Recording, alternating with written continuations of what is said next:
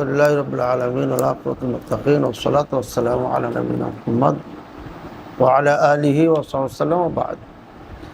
বাবু মা জাআ আন্নাহু লা সালাতা ইল্লা বিফাতিহাতিল কিতাব। ইমাম তিরমিজি রাহিমাহুল্লাহ এখানে বাব বাঁধছেন লা সালাতা ইল্লা বিফাতিহাতিল কিতাব, সূরা ফাতিহা ছাড়া সালাত নাই।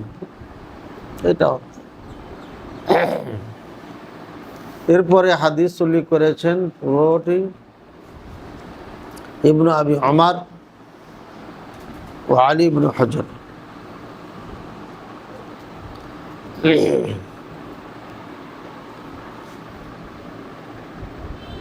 عن النبي صلى الله عليه وسلم قال لا صلاة لمن لم يقرأ بفاتحة الكتاب। সালাত ফাতিহা সূরা ছাড়া সালাত নাই, এটা সবার জন্য আমভাবে বলা আছে, কোনো খাস নাই। তারপরে এই হাদিস বর্ণনা করেছেন আবু হুরায়রা রাদিয়াল্লাহু আনহু, আয়েশা রাদিয়াল্লাহু আনহা, আনাস, আবু কাতাদা, আব্দুল্লাহ বিন উমর রাদিয়াল্লাহু তাআলা আনহু, এই সকল সাহাবায়ে কেরাম এই হাদিস বর্ণনা করেছেন। এরপরে ইমাম তিরমিজি রাহিমাহুল্লাহ বলেন হাদিস উবাদা রাদিয়াল্লাহু তাআলা আনহু হাদিসুন হাসানুন সহিহুন ওয়াল আমালু আলাইহি ইনদা আকসারি আহলি ইলম ওয়া আসহাবিন নবী সাল্লাল্লাহু আলাইহি ওয়াসাল্লাম। আর সূরা ফাতিহা পড়া এর উপরই আমল সমস্ত সাহাবায়ে কেরাম, অধিকাংশ সাহাবায়ে কেরাম মানে প্রায় সমস্ত বলে। মিনহু উমর বিন খাত্তাব ওয়া জাবির বিন আব্দুল্লাহ ওয়া ইমরান বিন হুসাইন ওয়া গায়রুহুম রাদিয়াল্লাহু তাআলা আনহুম ক্বালু লা তুজজিউ সালাতুন ইল্লা বিকিরাআতি ফাতিহাতিল কিতাব। ফাতিহা কিতাব ছাড়া সালাত যথেষ্ট নয় বা হবে না। ওয়াবি আকুল ইবনু মুবারক, শাফি, আহমদ, ইসহাক। আর এই মতেই মত দিয়েছেন ইবনু মুবারক, ইমাম শাফি, ইমাম আহমদ, ইমাম ইসহাক রাদিয়াল্লাহু তাআলা রাহিমাহুমুল্লাহ। তো সুতরাং এখানে ঝগড়া করার আগেই ঝগড়া মিটে গেছে। সাহাবায়ে কেরাম এবং আইম্মায়ে কেরাম, অধিকাংশ আইম্মায়ে কেরাম, প্রায় সবাই বলা যেতে পারে সবাই সূরা ফাতিহা পড়ার পক্ষে, সেটা ইমাম হোক, মুক্তাদি হোক আর মুনফারিদ হোক, বলে একা একা হোক। কিন্তু আবু হানিফা রাহিমাহুল্লাহ বিরোধিতা করেছেন। এখানে বুঝার কথা হচ্ছে আবু হানিফা রাহিমাহুল্লাহ বিরোধিতা যখন করেন তখন কখন বিরোধিতা করছেন, এটা কখন বলেছেন উনি? ইমাম শাফির আগে না পরে? আগে। ইমাম মালিকের আগে, ইমাম আহমদের আগে, তাই কি না? আগে যে জিনিসটা আবিষ্কার হয়, পরবর্তীতে যেটা হয় এটা মডিফাই করে আরো সুন্দর হয়ে যায়। ঠিক আছে? যেমন উদাহরণ, আমাদের সামনে যে বই আছে এটা কম্পিউটার দিয়ে ছাপানো, এর আগে হাতের লেখা ছিল, ওটা থেকে এটা ফ্রেশ হয়েছে না, ভালো হয়েছে না? তো সুতরাং যত আপডেট হবে তত ভালো হবে, এটাই না। আবু হানিফা রাহিমাহুল্লাহ এটা যখন বলেন তখন এই সমস্ত হাদিসগুলো একাত্রিত হয় নাই, যার কারণে উনি যে ফতোয়া বলেছেন সাথে সাথে কথা বলেছেন যে এই যে সাহহাল হাদিস ফাহুয়া মাযহাবি, সহিহ হাদিস হচ্ছে আমার মাযহাব। সুতরাং ইমাম আবু হানিফা রাহিমাহুল্লাহ দোষ দেওয়ার কিছু নেই। এটা হলো এক নম্বর, যেটা আগে বলার কারণে পরে ইমামেরা যেটা বলেছেন সেটাকে জাস্টিফাই করে বলেছেন, কাজে পরেরটাই গ্রহণযোগ্য। দ্বিতীয় হচ্ছে, যদি আমরা মেনে নিই তর্কের খাতিরে আবু হানিফা রাহিমাহুল্লাহর কথা যে সূরা ফাতিহা পড়া যাবে না, এটা মাকরুহ তাহরিমি, মাকরুহ তাহরিমি মানে হারামের কাছাকাছি, মানে হারাম, তাহলে স্পষ্ট হয়ে যাচ্ছে যে যদি এই মতকে আমরা মেনে নিই তাহলে হানাফি, শাফিঈ, নাকি সরি হাম্বলি, শাফিঈ, মালিকি মাযহাবের, তিন মাযহাবের কারোর নামাজ হবে না, কারোর সালাত কি হবে না। কেন হবে না? এই জন্য যে হারাম করছে সালাতে। সালাতে হারাম করলে কি নামাজ হবে? হবে না। পক্ষান্তরে ইমাম শাফি, আহমদ রাহিমাহুমুল্লাহ, ওনারা সবাই বলেছেন ফাতিহা পড়া ফরজ। এখন ফরজ যদি কেউ নামাজ ছেড়ে দেয়, নামাজ হবে? তাহলে হানাফি মাযহাবের নামাজ কাউরির হচ্ছে না, 3 মাযহাবের ইমামের ফতোয়া অনুযায়ী। তাহলে এখন কোনটা বেশি আহওয়াত, কোনটা বেশি উত্তম, কোনটা বেশি নেওয়া উচিত, কোনটা নেওয়া উচিত? 3 জনেরটা।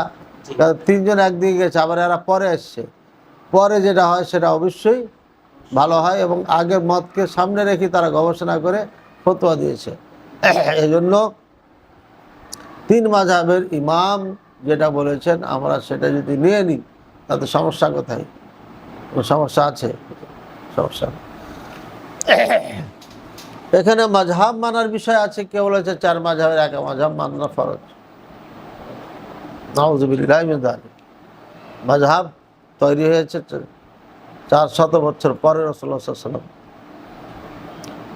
আর এটা একটা ব্যক্তি কেন্দ্রিক এটা মাযহাব তৈরি হয়েছে, আর এটা মানা ফরজ।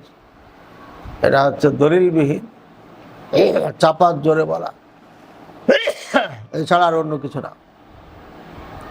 সুতরাং মাযহাব মানা ফরজ নয়। তর্কের খাতিরে যদি মাযহাব মানা ফরজ মেনে নিই, তাহলে আবু হানিফা রাহিমাহুল্লাহর ফতোয়া অনুযায়ী 3 মাযহাবে নামাজ হবে না, এটা ফয়সালা কেমনে দেবেন? এটা সমাধান কেমনে? মাযহাব মানবো আমরা নিরাপদ থাকার জন্য, কিন্তু মাযহাব মানতে যে নামাজ বাদ হয়েছে। 3 মাযহাবের নামাজ বাদ হচ্ছে এক মাযহাবের কারণে, আর 3 মাযহাবের কারণে এক মাযহাবের নামাজ বাদ হয়ে যাচ্ছে, নামাজই হবে না। তাহলে বোঝা যাচ্ছে মাযহাব মানা এটা বাধ্যকতা নাই। তবে যারা জানে না তারা বিজ্ঞ আলেমদের অনুসরণ করবে।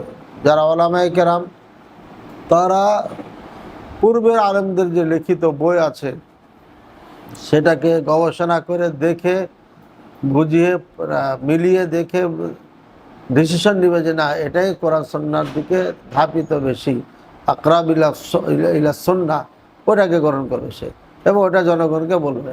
এটা হলো আলেমদের জন্য। আর সাধারণ জনগণ করবে কি, যে আলেম ওলামা কি বলছেন, একজন একটা বলছে আর একজন আর একটা বলছে, যদি এমন হয়ে যায় তাহলে তারা জাস্টিফাই করবে আসলে কারটা সত্য। কেমনে করবে? ওরা বিজ্ঞ আরও আলেমকে দিয়ে এটা করবে। এই যুগে এটা খুবই সহজ। এই যুগে কি এটা খুবই সহজ, এটা কোনো ব্যাপার না। তাহলে মাযহাব মানা ফরজ না, মাযহাব মানা সুন্নাত না, মুস্তাহাব না। এটা আবিষ্কৃত একটা মাযহাব, একটা মাযহাব, এটা মানার জন্য কেউ বাধ্য না। আর ফরজ অজীব হচ্ছে এগুলো বিধান, বিধানদাতা একমাত্র আল্লাহ পাক রব্বুল আলামিন, কোনো ইমাম না, কোনো ব্যক্তিও না। কাজে এটা একটা চাপা জোরে কথাবার্তা। এখন কথা হলো যে কোরআনুল কারিমে বলছে ওয়াইদা কুরিআল কুরআনু ফাসতামিউ লাহু ওয়ানসিতু লাআল্লাকুম তুরহামুন। আছে না কোরআনে? যখন ওয়াইদা কুরিআল কুরআন, যখন কোরআন তেলাওয়াত করা হবে, পড়া হবে, ফাসতামিউ, মন দিয়া শোনো, ওয়ানসিতু, এবং চুপ থাকো। সূরা আরাফের 204 নম্বর আয়াত, 204 নম্বর আয়াত। তাহলে চুপ করে শুনতে বলছে, মনোযোগী হয়ে শুনতে বলছে, চুপ থাকতে বলছে। তাহলে কোরআনের সাথে হাদিসের সংঘর্ষ হয়ে যাচ্ছে, হচ্ছে না? তাহলে ঝামেলা তো। আর একটা দলিল আছে, কিরাতুল ইমামি কিরাতুল লাহুম, ইমামের কেরাত হচ্ছে মুক্তাদির কেরাত। ঠিক আছে?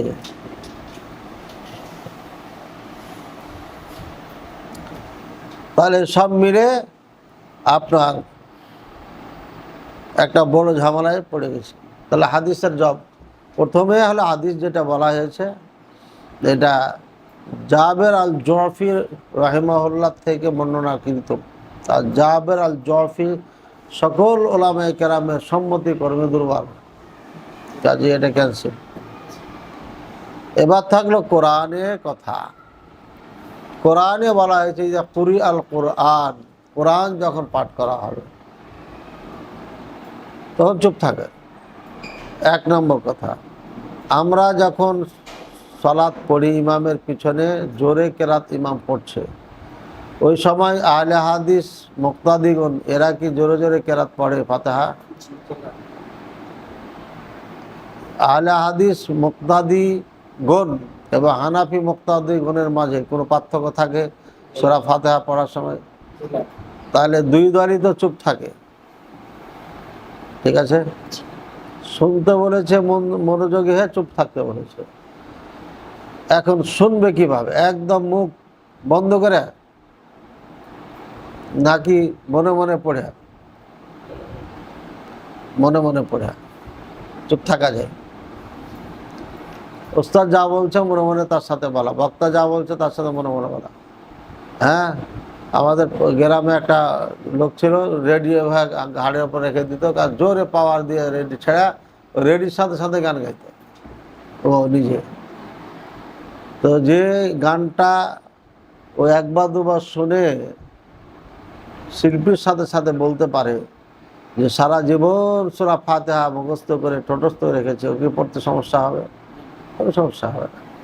সুতরাং সূরা ফাতিহা যারা পড়ে আর যারা পড়ে না সবাই সূরা ফাতিহা ইমাম যখন পড়ে তখন একই সিস্টেমে থাকে, কিন্তু লাভে থেকে আহলে হাদিস মুক্তাদিগণ এই হাদিসের উপর আমল করে নিচ্ছে আর হানাফিরা করে না। অজুহাত কি? এই কোরআনের আয়াত। এই কোরআনে আয়াত নাজিল হওয়ার পরে সূরা ফাতিহা পড়ার মানসুখ হয়ে গেছে। আচ্ছা, কোরআনে আয়াত নাজিল হয়েছে কখন? মক্কায়। কোরআন আয়াত নাজিল হয়েছে কখন? মক্কায়। আর হাদিস বলছে রাসূল সাল্লাল্লাহু আলাইহি ওয়াসাল্লাম কোথায়? মদিনায়। তাহলে আগে যে আয়াত নাজিল হয়েছে পরের হাদিস কেমন মানসুখ হয়? এটা ভুল কথা, এবং ভুল কথা লিখে রেখেছে তারা। তাহলে পরে এই আয়াত দ্বারা হাদিস মানসুখ হয় নাই। তাহলে এখন তাদবিক দিব কেমনে? তাদবিক হচ্ছে আবু হুরায়রা রাদিয়াল্লাহু আনহু হচ্ছে হাদিসের রাবি। হাদিসের কি? উনি রাবি। উনি নিজেই বলছেন, এই ওয়াজ করতে যায় একজন বলছেন নাহানু ওয়ারা আল ইমাম, আমরা ইমামের পিছনে থাকি। তখন কি করবো? তখন আবু হুরায়রা রাদিয়াল্লাহু আনহু তাকে উত্তর দিল, ইকরা ফি নাফসিকা ইয়া ফারসি। মানে ও পারস্য দেশে ছিল, তাই তাকে বললো, হে ফার্সি ভাষী, তুমি তোমার ইমামের পিছনে যখন থাকবা তখন মনে মনে পড়বা। সূরা ফাতিহা পড়তে হবে। এবং নাকি আবু হুরায়রা রাদিয়াল্লাহু আনহু ফতোয়া দিব না আবু হানিফা রাহিমাহুল্লাহর ফতোয়া দিব? আবু দিয়া তো মিল আছে দুটাই, কিন্তু হুরায়রা আর হানিফা দুটাতে পার্থক্য আছে, ঠিক আছে না? ওটা সাহাবি আর এটা হলো তাবিঈ। সম্মানের দিক দিয়ে দুটাই সম্মানী, কিন্তু সম্মানের দিক দিয়ে বেশি কেটা? আবু হুরায়রা রাদিয়াল্লাহু আনহু। দুঃখজনক হলো সত্য, এটাকে হালকা করার জন্য অনেক হানাফি হুজুররা মুখে মুখে বলে থাকে আবু হুরায়রা রাদিয়াল্লাহু আনহু ফাকিহ ছিলেন না। বলে না, মানে উনি ফাকিহ ছিলেন না। ফাকিহ আবু হানিফা ফাকিহ, এটা বড় একটা অপবাদ। সাহাবায়ে কেরামের শানের সাথে গোস্তাখি করা হয়েছে। কথা বুঝো না? এটা যারা বলেছে তাদের তওবা করা উচিত। আবু হুরায়রা রাদিয়াল্লাহু আনহু ফাকিহ ছিলেন, মুহাদ্দিস ছিলেন, সরাসরি রাসূলুল্লাহ সাল্লাল্লাহু আলাইহি ওয়াসাল্লামের ছাত্র। তারা ফাকিহ হবে না, পরবর্তীতে যারা তারা ফাকিহ হবে, এইসব ভাও কথা বলেছে। হ্যাঁ, মানে বোঝা যাচ্ছে তারা আবু হানিফা রাহিমাহুল্লাহকে অগ্রাধিকার দিচ্ছে সাহাবীর উপরে। নাউযুবিল্লাহ, আল্লাহ হিদায়াত দান করুন। তাহলে এটা মানসুখ না, এটা স্পষ্ট হলো। এবং কিভাবে পড়বো এটাও বলে দিচ্ছে আবু হুরায়রা রাদিয়াল্লাহু আনহু, যে মনে মনে পড়বে। তাহলে মানসুখ হলো কোথায়? আবু হুরায়রা রাদিয়াল্লাহু আনহু পরে বলছেন, রাসূলুল্লাহ সাল্লাল্লাহু আলাইহি ওয়াসাল্লামের পরে। তাহলে বোঝা যাচ্ছে কি সারা জীবন সূরা ফাতিহা পড়ার নিয়ম ছিল, এখনো আছে। আবু হুরায়রা রাদিয়াল্লাহু আনহুর ফতোয়া প্রমাণ করছে। আবু হুরায়রা রাদিয়াল্লাহু আনহু আমল ফতোয়া দুটাই, কথা এবং কাজ দুটাই মিল খাচ্ছে। আর উসুলই আছে হানাফিদের, যে যেটা আমল করবে, হ্যাঁ, আর ফতোয়া দিবে, আর ফতোয়া গ্রহণ করতে হবে। তো ফতোয়া তো দিচ্ছে উনি, পড়ার জন্য বলছে, তাহলে পড়তে হবে। তাহলে কোরআনে আয়াতের কি হবে? তো কোরআনে আয়াতের সাথে হাদিসের সংঘর্ষ নেই। কোরআন কি বলছে? ওইদা কুরি আল কোরআন, যখন কোরআন পড়া হবে। তো কোরআন বলতে সূরা ফাতিহা সহ গোটা কোরআনকে বুঝাই না শুধু ফাতিহাকে বুঝাই? পুরা কোরআনকে বুঝাই। রাসূলুল্লাহ সাল্লাল্লাহু আলাইহি ওয়াসাল্লাম সালাত পড়ছিলেন আর পিছনে একজন কেরাত পড়তেছিল। বলছে মা আলি উনাজিউল কোরআন, কোরআনে গন্ডগোল লেগে যাচ্ছে, কে পড়ছিলে তোমরা? তো শেষমেশ একজন বলল যে আমি পড়ছিলাম। কি পড়ছিল? সূরা আ'লা পড়ছিল। রাসূলুল্লাহ সাল্লাল্লাহু আলাইহি ওয়াসাল্লাম বললেন লা তাকরা, লা তাকরাওয়া, তোমরা পড়িও না ইল্লা বিফাতিহাতিল কিতাব, শুধু ফাতিহা পড়বে। তো ইল্লা দিয়া ফাতিহাকে খাস করে দিয়েছে। পুরা কোরআন কোথাও যখন পড়বে পড়িও না, কিন্তু ফাতিহা পড়লে পড়িও। এটা রাসূলুল্লাহ সাল্লাল্লাহু আলাইহি ওয়াসাল্লাম নিজে খাস করে দিয়েছেন। তাহলে আয়াত হচ্ছে আম আর রাসূলুল্লাহ সাল্লাল্লাহু আলাইহি ওয়াসাল্লামের হাদিস খাস, কাজী এখানে খাস অগ্রাধিকার পাবে। এবং আয়াত হচ্ছে সূরা ফাতিহা ব্যতীত পুরো কোরআনের জন্য। যার পুরো কোরআনের যে কোনো জায়গার থেকে ইমাম তেলাওয়াত করবে তখন সব একদম সাইলেন্ট থাকবে, হ্যাঁ, মনও সাইলেন্ট থাকবে, সব সাইলেন্ট থাকবে, খালি শুনবে, চুপ থাকবে এবং শুনবে। তাহলে কোরআনের ক্ষেত্রে এটা বলা হয়েছে। এবং হানাফিদের একজন আলেম আছে কাউসারি নামে, সে একটা বই লিখেছে, প্রায় 200-250 হাদিস নিয়ে এসছে। একটা হাদিসের সূরা ফাতিহার কথা নাই, সব জায়গাতে কেরাতের কথা আছে। মানে এই আয়াতে যেভাবে আম বলা হয়েছে ওখানে আম বলা হয়েছে। কাজে সূরা ফাতিহা পড়তে হবে না এ মর্মে পৃথিবীতে একটিও আয়াতও নাই, হাদিসও নেই স্পষ্টভাবে। তাহলে সুতরাং বোঝা যাচ্ছে রাসূলুল্লাহ সাল্লাল্লাহু আলাইহি ওয়াসাল্লামের একদম আখেরি জীবনের বাণী, তারপর আবু হুরায়রা রাদিয়াল্লাহু আনহুর ফতোয়া, সাহাবায়ে কেরামের আমল, সব কিছু প্রমাণ করে সূরা ফাতিহা পড়তে হবে। সূরা ফাতিহা কি করতে হবে? পড়তে হবে। আচ্ছা, এখন এই সূরা ফাতিহা পড়বে কেমনে এটা উলামায়ে কেরাম বলে দিয়েছেন। 3টা জায়গায় পড়তে হবে। কয় জায়গায় পড়তে হবে? এক, ইমামের সাথে সাথে। 2, ইমাম যখন আলহামদুলিল্লাহি রাব্বিল আলামিন বলে থাইমে যাবে তখন এখানে পড়বে। 3, সূরা ফাতিহা ওয়ালাদ-দাল্লিন আমিন বলে যখন থেমে যাবে এখানে একটা বিরতি দিবে ইমাম সাহেব, আর এই ফাঁকে সূরা ফাতিহা পড়বে। আমি যখন মদিনা বিশ্ববিদ্যালয়ে প্রথম গেলাম, প্রথম সালাত পড়েছিলাম আব্দুর রহমান হুযাইফি রাহিমাহুল্লাহর পিছনে। তো উনি সূরা ফাতিহা পড়ে থেমে গেলেন। আমি বলছি কী ভুলে গেল না, চিন্তা করছে কোনটা পড়বো। দিয়া এইভাবে কনফিউশনে থাকলাম। পরে আবার দেখছি ওই একইভাবে থেমে যাচ্ছে। তো পরে আমি বললাম যে কেন থামছেন কেন, ঘটনা কি? সূরা ফাতিহা পড়ার জন্য টাইম দেয়।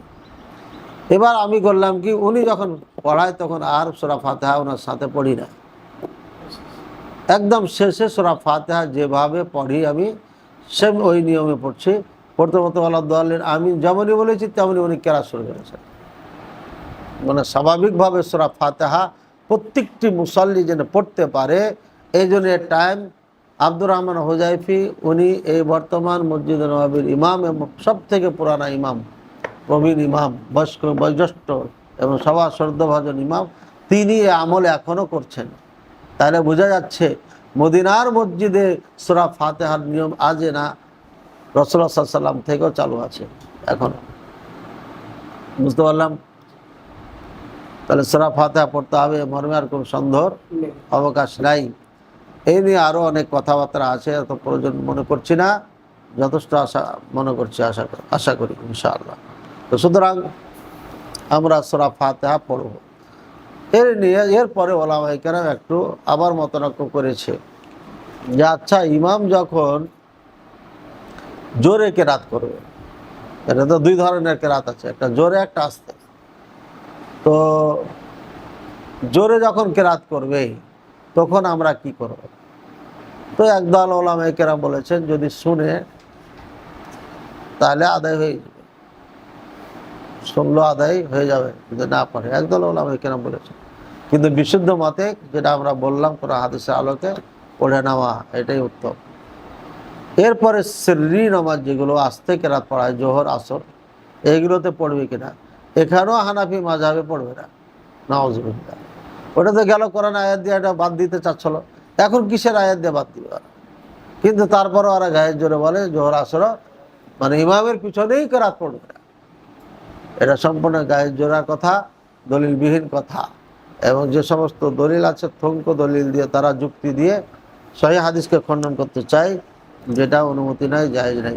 তাই 5 ওয়াক্ত সালাতে, জুমা ঈদের সালাতও ইমামের যখন কেরাত পড়বে তার ফাঁকে ফাঁকে সূরা ফাতিহা পড়ে নিবে। 3টি স্থান আছে, একটা হলো সাথে সাথে, একটা হলো যখন 1 টাকার আয়াত পড়ে থামবে ওই মুহূর্তে, আর একটা হলো সূরা ফাতিহার একদম পরে যদি সময় দেয়। এই 3টা নিয়ম ওলামায়ে কেরাম বলে দিয়েছেন। এই হলো একটা, সূরা ফাতিহা পড়তে হবে, এটা অনেক জরুরি বিষয় বা এটা ফরজ রুকুন। তার আর একটি দলিল আল্লাহ রাসূল সাল্লাল্লাহু আলাইহি ওয়াসাল্লাম বলেন, আল্লাহ তাআলা বলেছেন কাসসামতু সলাতা বাইনি ওয়া বাইনা আবদি, আমি নামাজকে আমার এবং বান্দার মধ্যে ভাগ করেছি। যখন আমার বান্দা আলহামদুলিল্লাহি রাব্বিল আলামিন বলে তখন আমি বলি হামিদানি আবদি, আমার বান্দা আমার প্রশংসা করেছে। আর রহমানির রহিম, আল্লাহ বান্দা যখন এটা পড়ে তখন আল্লাহ বলে আসনা আলাইয়া আবদি, আমার বান্দা আমার শুকরিয়া জ্ঞাপন করেছে। মালিক ইয়াউমিদ্দিন যখন বলে আমি তখন বলি মাজ্জাদানি আবদি, আমার বান্দা আমার মর্যাদা বাড়াইছে। এরপরে ইয়াকা না'বুদু ওয়া ইয়াকা নাস্তাঈন যখন বলে আমার বান্দা, তখন আমি বলি হাযা বাইনি ওয়া বাইনা আবদি, ইহদিনাস সিরাতাল মুস্তাকিম ইলা আখির হাযা বাইনি ওয়া বাইনা আবদি। মানে এখন দোয়া করছে, এখন আমি দিব কি দেব না এটা আমার ব্যাপার, কেননা দোয়া যেভাবে করবে সেভাবে ফল পাবে, কাজে এটা ওয়াদাবদ্ধ না। কিন্তু আল্লাহ উত্তর দেন, এইভাবে উত্তর দেন। তাহলে বান্দা যদি সূরা ফাতিহা নাই পড়ে, তাহলে আল্লাহ যে ভাগ করে দিয়েছেন সূরা ফাতিহাকে বান্দার মাঝে আল্লাহর মাঝে, এই ভাগ গ্রহণ করা হলো না।